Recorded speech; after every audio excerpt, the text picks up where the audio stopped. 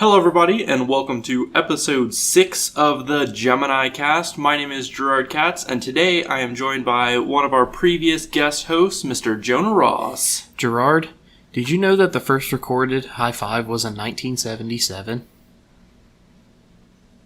No. Once again, with the crazy facts from Mr. Jonah Ross. Yeah. Today, we do have a very interesting show, I believe, for you all. We're going to kind of talk about our first impressions of Ghost of Tsushima, which we have both been playing. I believe I'm a tad farther than you, but I think we both played enough to at least talk about it. I'd like to try and keep as spoiler-free as I can, because I'd like for people to be able to listen and kind of see if this game is going to be right for them. With that being said, let's go ahead and jump right into it with... How do you like Ghost of Tsushima? Okay, so my initial impression is that it is good. I don't think it's amazing quite yet. Then again, I've only played about 8 hours so far. Maybe I need to get further in the story. Maybe I need to unlock more abilities or whatever. But so far, I think it is good. The story is pretty good. The visuals are stunning. I don't think any of the characters are particularly interesting yet. Who are some of the characters you've met so far? So, of course, I've met Jin. I've met Yuna, Ishikawa, the archer dude. The old lady. I don't remember her name. Masako, yeah. And then your uncle. And then I met the Straw Hat dude. I don't remember what his name is. Yeah, so I believe I met a couple more characters than you. So the thing that I very much like about this game so far, and I'll go ahead and say, this is my favorite game so far I've played this year. Okay. This is probably my favorite game I played last year, because last year wasn't, in my opinion, wasn't a great year for games for me. Probably my favorite game last year was like Borderlands 3 or Fire Emblem Three Houses, which I like both of those a lot, but I believe this is already kind of farther up there than both of those for me. But the thing I like about it a lot is, and I don't know if this was intentional, each mission feels like an episode of a TV show. Like, it's like a tale of, like, Jin doing samurai things. I think that works really well, especially because I can hop on and play 1-2 missions, and each one takes like 30-ish minutes, about the length of a TV show episode. Some of the longer ones, I don't know if you've done any of the Mythic Tales yet. No, I haven't yet. I've only done one of those so far. It was a little bit longer. It was a little bit tougher. But even that felt like, I don't know, maybe a Christmas special, like one of the like super long episodes. But I really like that format of the storytelling quite a bit. I don't love any of the characters yet. Besides, I really do like Jin. I think his motivation is interesting between wanting to stay true to being a samurai and trying to save his uncle, so using this unhonorable stealth approach. It's interesting seeing his development, because he does go against that code some. And I don't know how you're playing, but I've been playing almost, since I got it, majorly in stealth. I only do like head-to-head combat when the game makes me do it. And I have to say, this game has probably my favorite stealth mechanics since Sly Cooper. Yeah. Which is also made by Sucker Punch. Right. It has this... I don't want to say this and be cliche, but it has this freedom of approach these kind of small open areas in any way that you want, in terms of, I don't know, the best metaphor or comparison I could have is the Predator sections in the Batman games, where you would enter a room and there would be a bunch of like dudes in there, and you could kind of take it at your pace. You could go heads out and just start fighting them, but they had guns, or you could take them down one by one. Right. And I very much like that. There's a almost rhythm to this game in terms of its combat of like do these in these orders. I would almost call this a rhythm game if it had some music accompanying all the fights. But I am sincerely enjoying this game quite a bit so far. I also like that you can choose whether you want to do stealth or go all out and just go crazy, because I hate in games where they want you to do stealth, and if you aren't stealthy, the mission just ends. That was my biggest gripe with Spider-Man. Those stealth missions, if you got caught one time, the mission ended, you have to start all over. With this one, the mission only ends if you die. Yeah. Sometimes they'll say, okay, yeah, you should use stealth. But if you don't, and you still kill everybody, it's fine. Well, and that's the other thing, and I'm not sure if you hit on it at all in your playthrough, so I'm going to hit a slight spoiler. It's a very early game. I had a mission where I had already unlocked the ability to assassinate people the, like, unhonorable way. Yeah. And I went and did it, and I had this not huge, but I had this flashback pop up of, like, my uncle saying it's unhonorable to do that. And I'm very curious as to if you never assassinate people after you unlock that ability, do you never see that cutscene? So that happened to me too. I think you are locked to doing that. I don't Okay. think you can actually kill that dude without assassinating him. Okay. I thought that was interesting. Well, okay, so I had it happen in the mission where you unlock an assassination, and then I had it happen again later in a mission. It was a different Yeah. flashback? Okay, I haven't gotten the second flashback yet. I did get the first one, though. So I think that's interesting. That probably tells me that you're playing a lot less stealthy than I have been. Maybe, yeah. Also, people in the world react differently to me now than they did before. Are you taking over territories and everything? I've done some of that, and like when I walk past people, like just like average NPCs, not like the Mongols, but when I just walk past people, they're like, "Who fights like that? What kind of demon is he?" And like, Oh, really? I'm assuming it's because of the way I'm playing that like my version of Jin is scaring people. Now, you are further in the game than I am, but I have not experienced that yet. They still, whenever they see me, they still say, "My lord." Yeah, so I just find that kind of interesting that I'm going to assume at this point it is because of my play style, and that, you know, maybe if I played the more honorable route and acted like a samurai, they wouldn't do that as much. But yeah, so next thing is, how do you feel about combat in the game? Like the actual samurai style combat. It's fun. It really makes you feel like a samurai. I think it is a little clunky, though. It's not perfect. It could use a little bit of troubleshooting. But all things considered, it's still pretty cool. I think the bow and arrow works really well. I love the physics to it. Parrying is always satisfying. I love that it's not too complex. I haven't unlocked any other weapons other than the bow and arrow. I don't know what other weapons you unlock. So I have different sword kits. But I believe from what I've seen, you upgrade your katana, and any katana you equipped has those upgrades. So like I have like 3 different ones that I unlocked. One of them is like poison and inflicts poison damage when I hit people.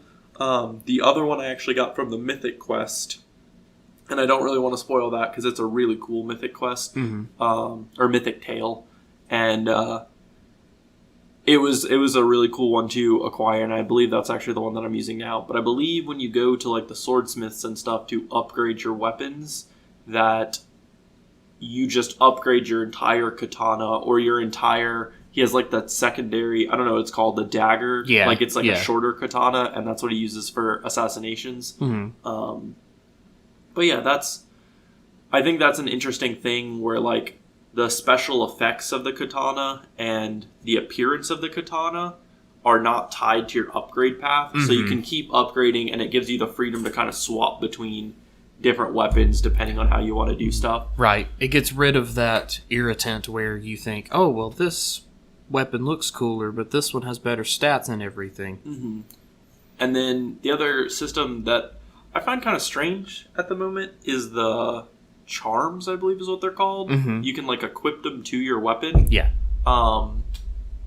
I believe I have 2 equipped at the moment, and one of them was pretty cool. It like, I don't remember what it does. It does something about helping me stay stealthy, but the other one I have equipped, I don't like as much, and I only equipped it because it's the only one I have, where it's one of those video game things of like, your katana deals 7% more damage.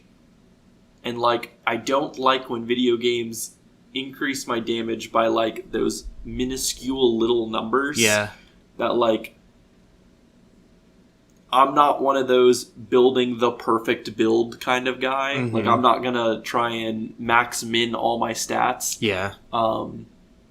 So like that part doesn't appeal to me. I wish the charms were a little bit more broad of like, you're harder to detect when you're in the tall grass. Mm-hmm. You have a larger window to parry people, stuff like that. It's just, I have only found, I believe, 2 charms so far. So maybe they're more like that. I don't know yet. I'll find out, I guess, more as I play. It's funny that you mentioned that because the 2 charms that I have are different than yours. Okay. Also, they could just be doing those minuscule things because it's early game. That's true. I believe we're both still in Act 1, so we still got quite a ways to go. I think I'm almost done with Act 1 at probably about the 6 or 7 hour mark. Mm-hmm. So that leads me to believe that this game's going to be pretty long, because I'm going to assume Act 2 and Act 3 are both longer than Act 1. Because that's kind of how video games work, is each chapter gets a little bit longer as it goes on. So if I'm at about 6 to 7 hours now, that leads me to believe I'm going to have a good 25, 30 hour game to play. I've read that if you rush through it, it'll be about 10 hours. But if you try to platinum it, it could be up to 50. Okay. So we might be right there in the middle. Because we're not trying to rush, but we're also not trying to platinum this time. Yes. I mean, I would like to platinum it, I think. Mm-hmm. As you know, I'm not the biggest platinum hunter. Right. I have 2 platinums, and I think we talked about this on a previous episode. Job Simulator and Spider-Man. Job Simulator, because it was super duper duper easy, like ridiculously easy.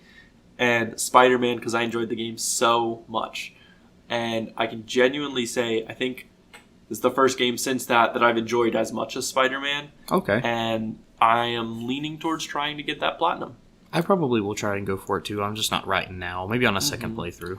It seems not super difficult. I'm popping trophies left and right that like I didn't expect to.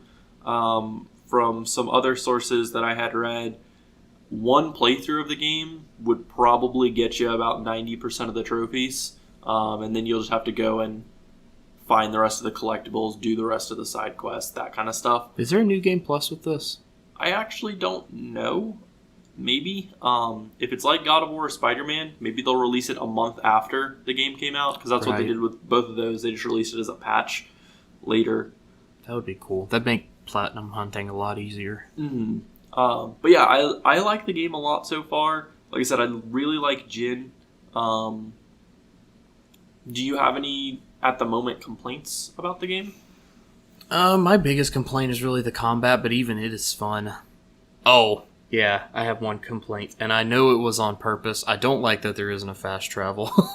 There is a fast travel. There is? Yeah. What? How? Where? Actually, the fast travel in this game, I think, is really good. You can fast travel to any location that you've cleared. Say what now? Yeah. You can? Yeah. I thought I had to ride my horse everywhere. No. You can fast travel to any location that's cleared. Holy so there's shit. like towns and stuff. Once they're cleared, you just go on your map, hover over them, and hit triangle, and you just go there. Ah, okay. See, I was looking for the fast travel early game where I hadn't discovered shit. Oh, yeah. So that's why I couldn't do it. Okay. Yeah, there is a fast travel, and I think it's really good. It's not... So, Red Dead had that same thing or had a what you were describing of like no fast travel on purpose because they want you to experience the world. See, I thought that's what they did because, I mean, they boast that the game is beautiful, and it is. I love looking at the environment of the game. That being said, I don't want to ride my horse everywhere either. Yeah. But yeah, you can fast travel. There is a lot of stuff that seems to be done on purpose in terms of the combat. If you go in as a samurai, yes, it's more difficult because you're supposed to be an honorable samurai who doesn't take the easy way out. So, of course, that's going to be more difficult. The other thing I've heard, which I'm pretty interested in, me and Josh talked about this, I believe on the last episode, maybe the one before, we were talking about Far Cry, and how Far Cry is one of the few games that you spend the first half of the game becoming this super cool badass, and the second half of the game being this super cool badass. Like, you are already just killing people, like, left and right. You get the opportunity to just be this super cool guy. And from my understanding, I think this game's going to lean that way in terms of once we hit about the halfway mark, we're going to be slaughtering dudes left and right. I would love that. So that is something to look forward to. I'm pretty excited for that. Since you did mention it, I do think the game is gorgeous. The environments are beautiful. I'm not going to say disappointed because I'm never disappointed in graphics in general. That's not like a big draw for me. But one thing that did kind of surprise me, especially with this being a Sony first-party game, the characters and their facial animations, I don't think are that revolutionary. I've thought that too. Yeah. I don't know if it was mocap or not, but I don't know. I feel like that. Yeah, the facial detection and the graphics on just the people are a little lacking, but on everything else, it's beautiful. And it's just like with like Horizon Zero Dawn or The Last of Us Part 2, even Spider-Man, like, I don't know, this just doesn't seem to quite hit the same mark in terms of just how the characters are animated and whatnot. Yeah, I would argue Spider-Man had better facial recognition and facial graphics than this game does. Maybe because it's not the focus. I mean, that's true. I think the focus is definitely the big open world and like seeing feudal Japan. Because, I mean, for my recollection, can't remember a game that took place in like this area. And I know like Assassin's Creed fans have been begging for a feudal Japan Assassin's Creed for a long time, and this is kind of it. Like, this is the Assassin's Creed game for those people. Because if you play the game fully stealth, it, in a good way, feels like classic Assassin's Creed. Right. Like, with all the new improvements, all the extra stuff, like, all the modern video game things that you would expect from a modern day version of Assassin's Creed 2, 3. It's just not really an RPG, so it's not like modern Assassin's Creed. No. And I mean, it does have some RPG elements. You have like this cool skill tree, which I actually like the skill tree a lot. There are so many things you can unlock. It's crazy. And that being said, big, crazy skill trees normally bother me. Like, they're too much to look at. There's too much to like read, and I'm so concerned about whether I'm going to miss looking at a skill on there and miss getting a great skill. And I love this one because it's broken down into your stealth skills, your samurai skills, and your stance skills. And for the most part, I have only gone into the stealth skill tree. Really? I looked at some of the other ones, but like, because I know that the stealth playthrough is going to be how I'm playing the game, that's the one I went to. And, I mean, it's worked out great. All the skills that I picked up in there have been extremely useful for my playstyle. Right. And I really like that about this game. It's not like a huge, daunting skill tree. It's still readable, usable, and works very well for their system. It's kind of like Borderlands, to where it's a lot of skills, but if you pick the way you want to play, it's less intimidating. Yeah, definitely. Yeah, I like that aspect a lot. One of the other things is, I think that's interesting, going back a little bit to the combat, is the stances. I know you have unlocked 2 of them? I've unlocked the water, and that's it. Okay. Or, yeah, so you have the base one, and then you have water. That is a system that has taken me quite a while to wrap my head around, in terms of you should be swapping your stance during combat. Yeah. Because the stone one, I think is what the first one you have is called, and that one is good for other swordsmen. And the water one is good against shield people. And then I believe there's 2 more later on that are good against other enemy types. I think air is good for spear, and moon is the last one. Moon is good for brutes. And you're not only going to have a bunch of swords people run up to you at once, you're probably going to have one of each type of person run up to you. I've had several raids where I've had to fight multiple types of multiple different enemies. And that's pretty different.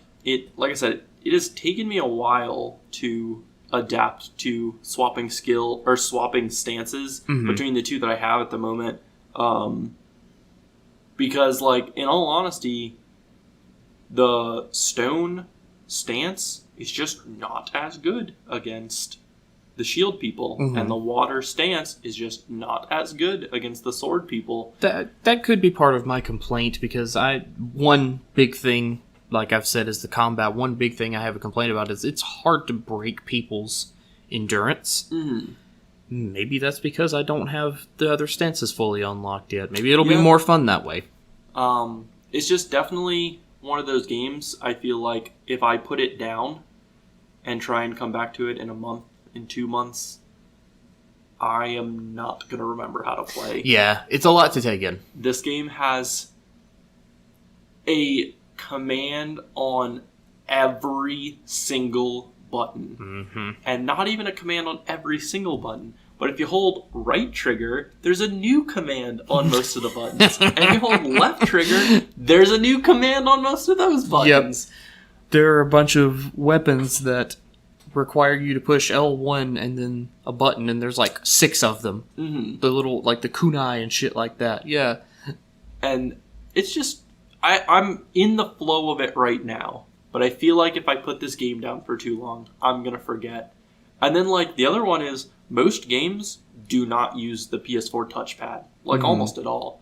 And this one, depending on what direction you swipe on the touchpad, will determine what it does. Yeah. You have a flute playing button. If you swipe left on the touchpad, your guy pulls out a flute and starts fluting.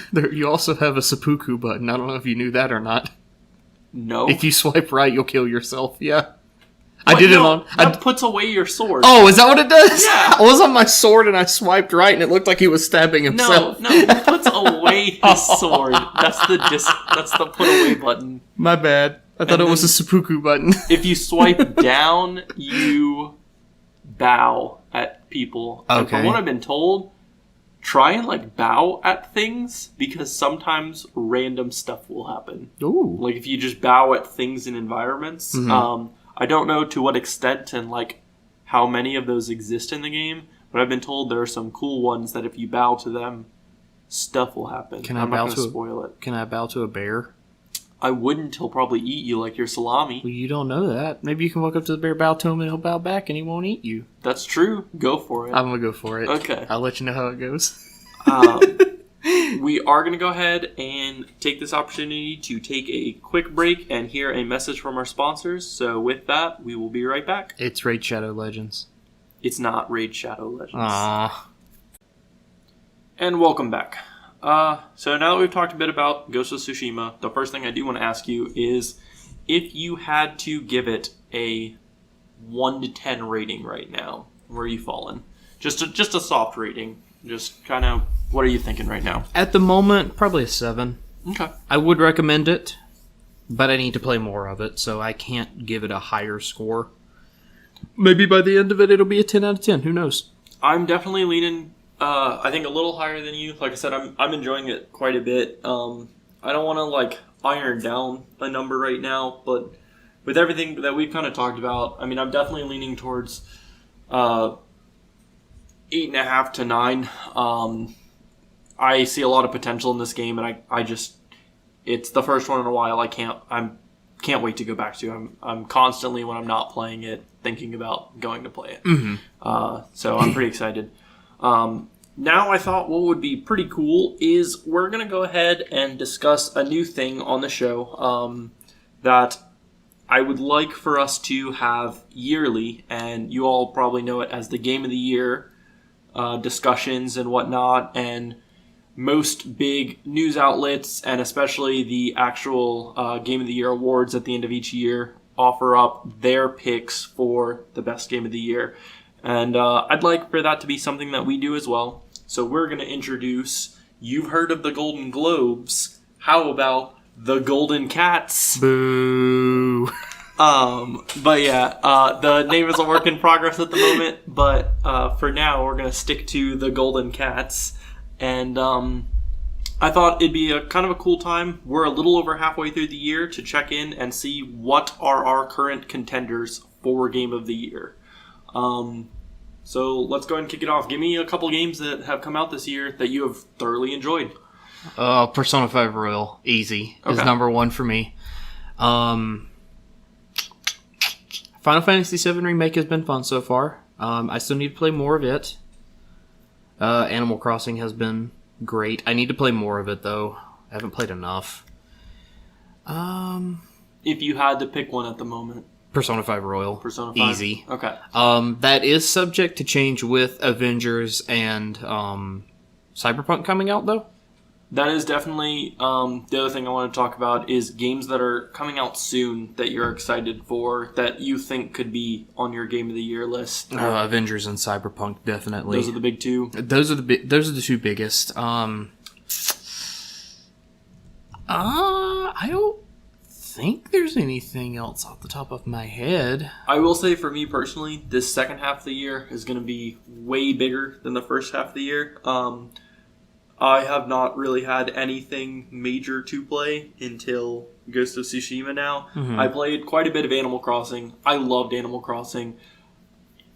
I think the timing of that game was both extremely beneficial for it and extremely bad for it. Because that was right when quarantine started. And I don't think it would have sold the numbers it did that fast. I think it still would have been a huge success, huge hit. I don't think it would have sold as fast if it hadn't have been the week that quarantine started happening here.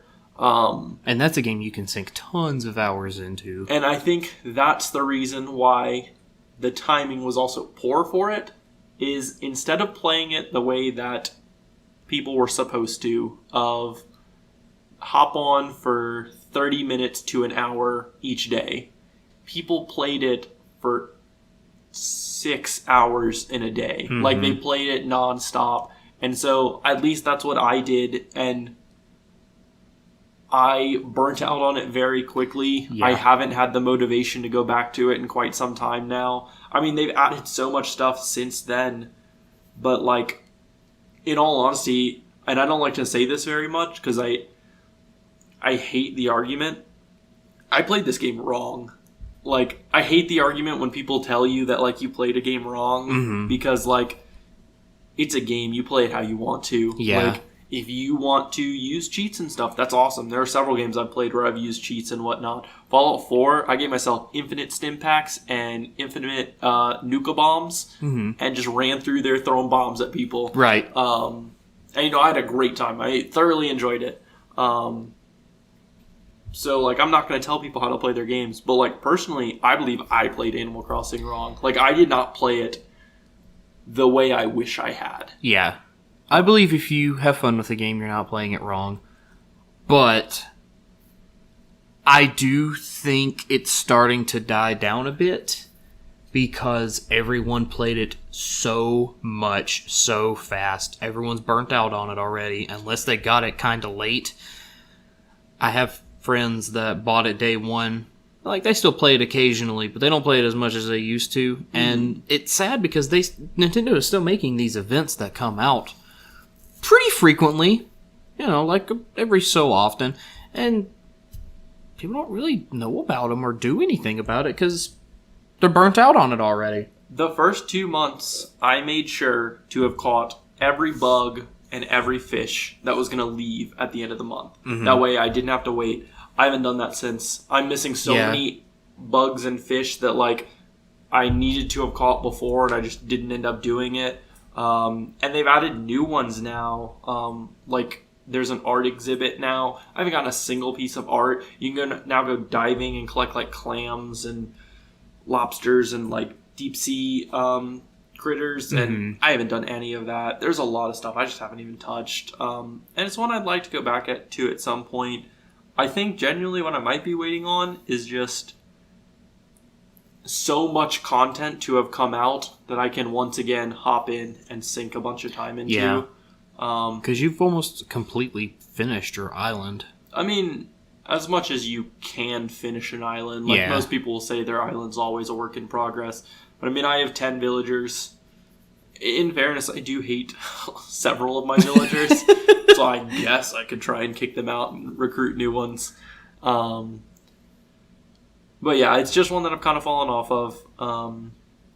Some other games that I've played this year. I'm trying to think. What else did I play this year? I played a lot of my backlog. Like I've said in previous episodes, I've been playing a lot of Assassin's Creed. You just beat Odyssey. Last of Us for the first time. I just beat the first Last of Us for the first time. I am going to make a hot take here. Not in your... I don't think you will have an opinion about it. I liked Last of Us quite a bit. I enjoyed my playthrough. I don't understand You think it's overhyped? The critical cultural phenomena that this game was. I liked Joel quite a bit. Thought he was a very interesting character. I did not like Ellie at all. Not even a little bit. And there are several parts of that game, and I've started Last of Us 2 now. I think I'm supposed to like Ellie, because stuff happens, and I think I'm supposed to feel disappointed in Ellie, but I don't, because I'm like, well, I fucking hate her. Like, of course she was going to do this. Right. Like, I don't feel, like, disappointed in her, because I didn't expect anything out of her. And I don't know if, like, it's just, like, a disconnect I have with the character. I don't know what it is. Like, I don't think the character is written poorly. I think the character is written fine. I just don't particularly like the character. And, like, in the second game so far, a new character has been introduced, Dina. And I like her quite a bit. She's pretty interesting. I'm excited to see where that game goes. But, like, playing as Ellie in that game, like,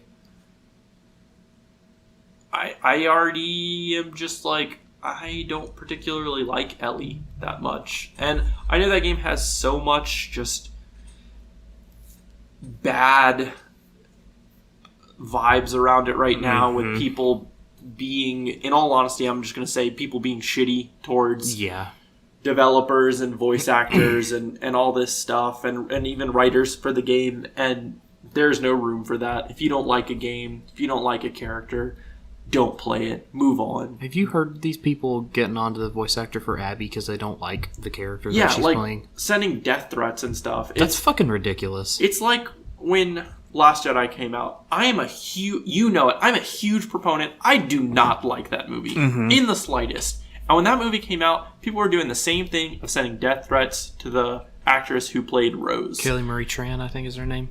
Something like that. Why? I didn't particularly like Rose as a character, but what? That is completely uncalled for. It's immature and foolish. I don't understand people. And just so shitty. Yeah, so, I mean, I'm not trying to, like, add more, like, negativity around this game. I just think it's not for me. I just am not connecting with it the way that other people do. And I will say, the other thing is, I have a bad habit, as you probably know, of when something is very much hyped up for me, and I kind of missed it at its time, and then I come back to watch it later or play it later, I typically don't enjoy it as much because of the hype around it. Mm-hmm. That's the same way with movies, the same way with a lot of games. But yeah, those games, I will probably finish 2 at some point, but it is not my favorite in the world. Just to go over some other stuff that has kind of come out this year, I've been thoroughly enjoying Valorant. That's been super fun. I wouldn't necessarily call it my game of the year. I see a lot of people comparing it to Overwatch. I wouldn't say that at all. It's got a class-based system. That's about it. We talked about it on one of our previous episodes as well. But it is definitely a very well-polished and good game. You want to know how long this year has been? You know what other game came out this year that you probably already forgot came out this year? What? Dragon Ball Kakarot. Oh my god, it did, didn't it? It came out in January. Yeah. God, this year is taking so long. Yeah, Kakarot was fun. I never beat it. But, yeah, it was fun. It was just your same copy and paste Z story, but it's a step in the right direction. You remember how I used to complain about World Seeker and how it didn't feel right? Kakarot is a step in the right direction for open world anime games. That's good to hear. I tried to play some of it, and like I'm not a Dragon Ball person. Like I've never watched it before, and I think that is genuinely a show. If you are not a child or have nostalgic connection to it from when you were a child, it is almost impossible to get into as an adult. Yeah, it's not that good. So, yeah, it's hard to get into unless you turn your brain off and you're just like, woo, people exploding and fighting each other. To sidetrack real quick, I've been watching Naruto. And like, Naruto, it's pretty good. Naruto is Okay. a better show than Hold Dragon on. Ball, yeah. Naruto is not pretty good so far. I'm like maybe like 30-something episodes in. It is a very fun show. Yeah. With crazy characters in a wacky world. It doesn't get great until the Chunin exams. Um, Like whenever the kids actually start fighting each other, not the Force of Death stuff. but yeah, I've been enjoying it. I'll probably keep watching some more Naruto. I think you should. But yeah, some other games. I played quite a bit of Gears Tactics. I'm not a big Gears of War fan, but I love that XCOM style of game, and Gears Tactics was really good for me personally. I loved it. I don't think either of us played it, but Neo 2 was another big one this year. That's one of those Dark Souls style samurai games. Oh, okay. Kind of like Sekiro. Yeah, it's not made by the Dark Souls team. Sekiro is made by From Software. Neo's made by someone else. I can't remember off the top of my head. But I heard really good stuff about it. Same with Resident Evil 3. Didn't play it. I'm not a big horror person, as you know. You played a little bit of 2, and you didn't really like it that much. It was too spooky. I've heard Resident Evil 3 has had enormous acclaim, though, as a really good game for this year. And then Final Fantasy VII, you've been playing it. I played the demo.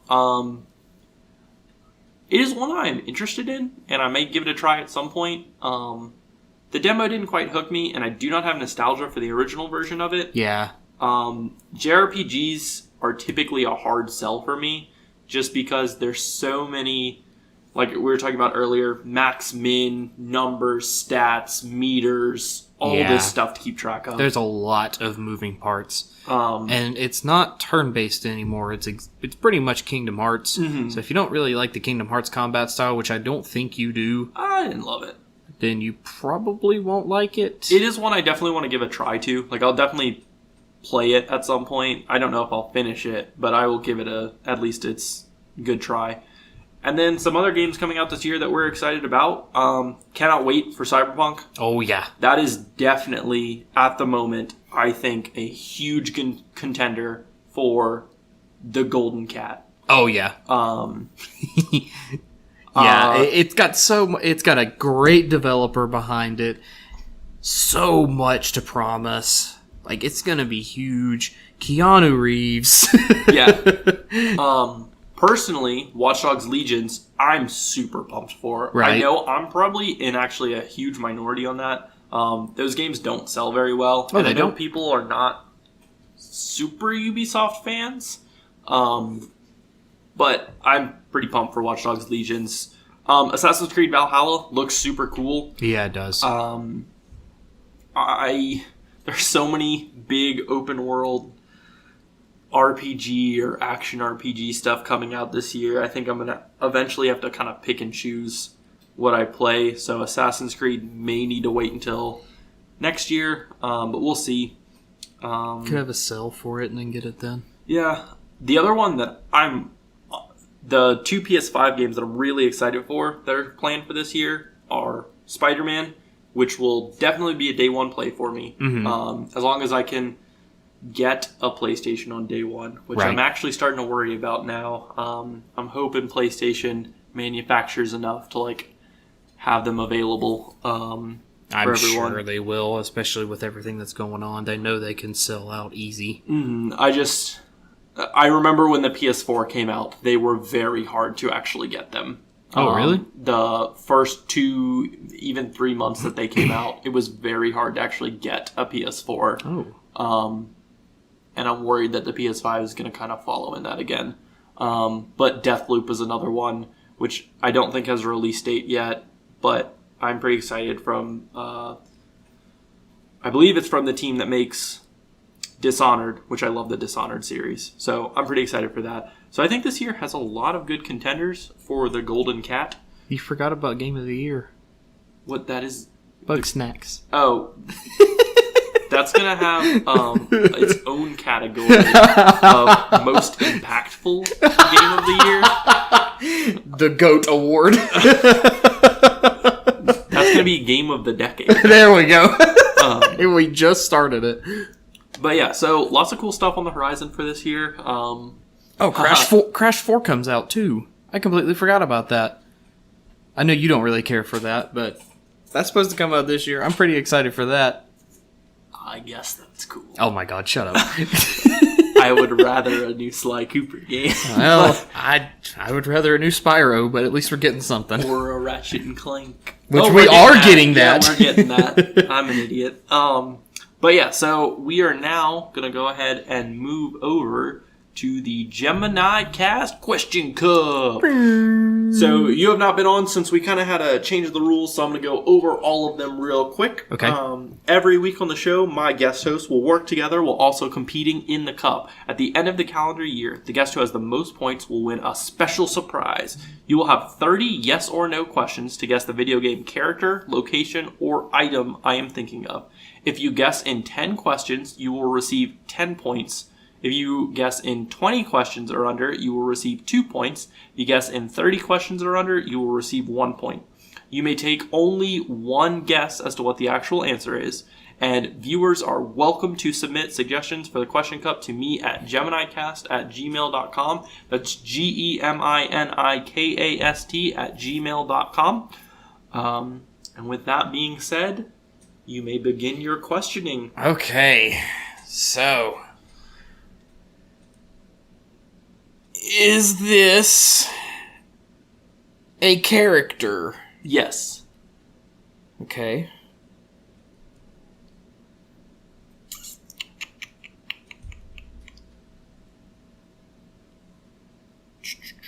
Let's see here. Is this character from a PlayStation game? No. Is this from a Nintendo game? Yes. Okay.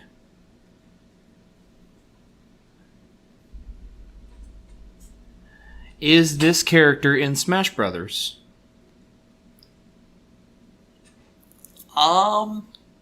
Is this character a playable character in Smash Brothers? No. Okay.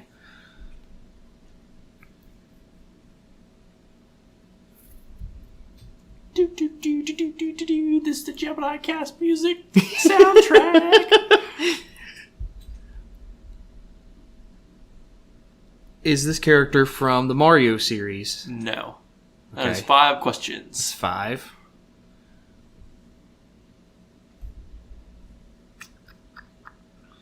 Is this character from Donkey Kong? No. Would you not call Donkey Kong part of the Mario universe? At first, yes, but now, no. Interesting. Okay. I would count them as different. I mean, they're in the same universe, but There's I consider them different video game series. There's an episode idea. Let's delve into the lore behind Donkey Kong. Oh my...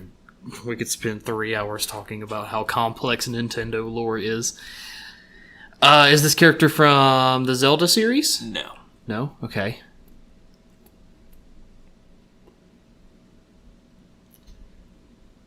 Is this character from a platformer? No. No, not at all. I don't know why I hesitated. No.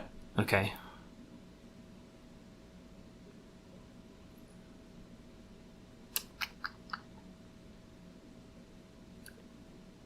Is this character exclusively Nintendo? Yes. Okay.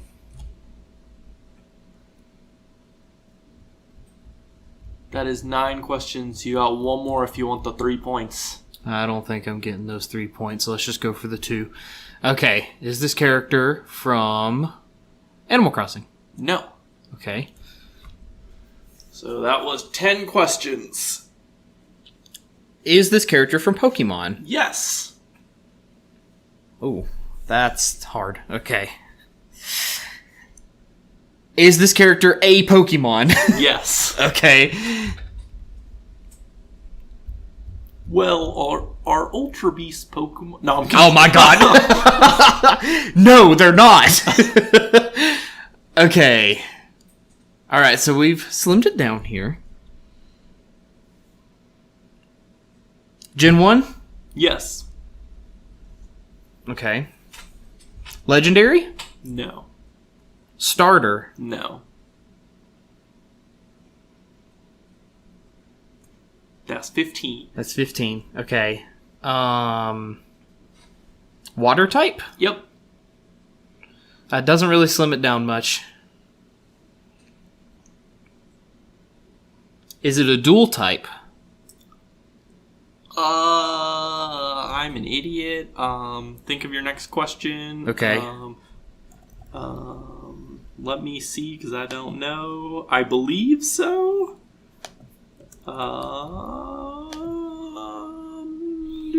Yes. It is a dual type. Okay.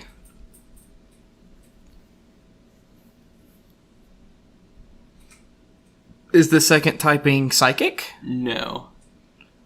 Is the second typing ice? No. Ooh, okay.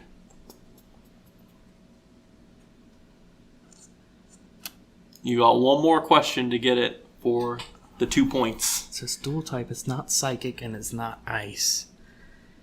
And it's not legendary. It's Gen 1. Mm-hmm.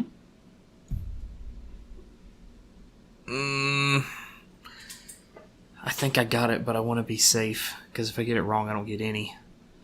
Alright, we'll just do the 30. So, is the second type fighting? Nope. Shit. Okay, good thing I didn't. So it is a dual type. It's not psychic or ice or fighting. Mm-hmm. I want to look at a Pokédex. Nope. Can't do that. No, I know that's cheating.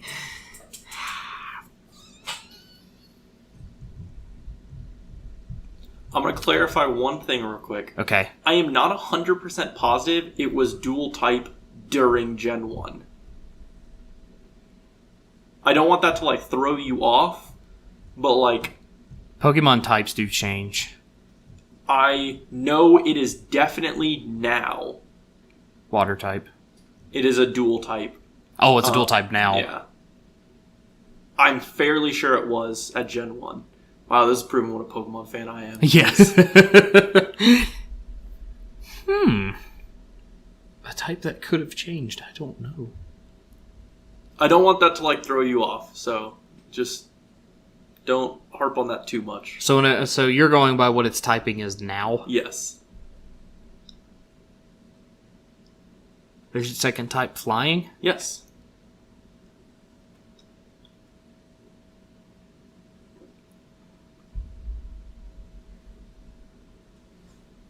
Is this the second evolved form of something? Yes. Does it come from a fish? Specify your question. Okay.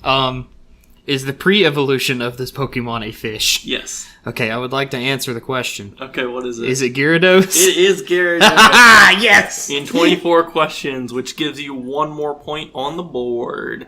All right, cool. So that does bring our point totals, just so that everyone knows. Josh at 3 points, Liz at 3 points, Jonah at 2 points, and Jason at 1 point. We would like to have some other hosts on, guest hosts on at some point, so we're going to work on that as time goes on, and we are also going to try and get Jason back on here. It has been a while since we have heard from him. But with that, I figured that you would like Gyarados, as he's your number one favorite Pokemon. He is. I'm surprised it took you that long I know, to get to me him. too. I had to be a little skeptical though. I thought you were gonna say like Slowpoke or something because you like goofy stuff. Yeah, I do like goofy stuff. I should have done Mr. Mime. Also, Gyarados has always been water type, but they did want him to make him dragon in Gen 1. Was he always water flying in Gen 1? Okay. They were going to make him water dragon, but in Gen 1 he wouldn't have had any weaknesses. And I know in Gen 1 they wanted Dragon to be pretty exclusive, so they wanted only Dratini, Dragonair, Dragonite. Exactly, yeah. But awesome. Viewers, if you have any suggestions for the GeminiKast Question Cup, please email me at geminikast@gmail.com. We hope to have next week's episode up as soon as we can. The week after, I will be out of town, but we are currently working on a solution to maybe have a guest host or something host instead of myself. But we will keep you all informed on that. Please follow me on Twitter at GeminiKats if you want to keep up with the podcast, as I post a lot of stuff about it there and a lot of other just video game nonsense. Thank you, Jonah, for joining me. Thank you for having me, my friend. And with that, we will see you in the next episode. And remember, that's life.